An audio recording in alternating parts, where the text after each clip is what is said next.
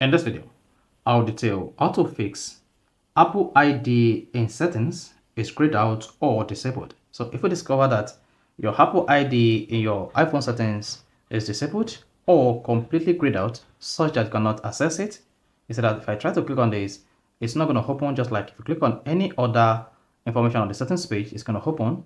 Then here, I'm going to show you how you can easily fix this. So if you're not on this video, you found this offer informative, please don't forget to like and subscribe. Now to fix Apple ID in settings is grayed out, what you just need to do is go to your iPhone settings. On the settings page, scroll down and click on screen time.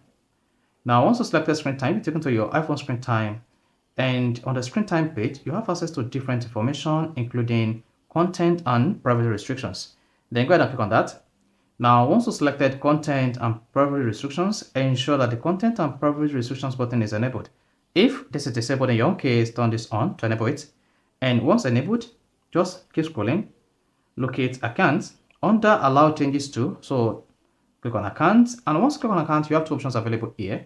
There is option to allow accounts to face the Apple ID in settings grayed out or disallow. If you have this set to disallow, your Apple ID in your iPhone settings will be grayed out. But to fix this, just set to allow, then go back. Then instantly, you should see your Apple account or your Apple ID grayed out fixed. Otherwise, just swipe up, close the settings, then open the settings app again, then your Apple ID will be fixable. So that's how you can easily fix if Apple ID in setting is grayed out or disabled. So if you found this offer informative, please don't forget to like and subscribe.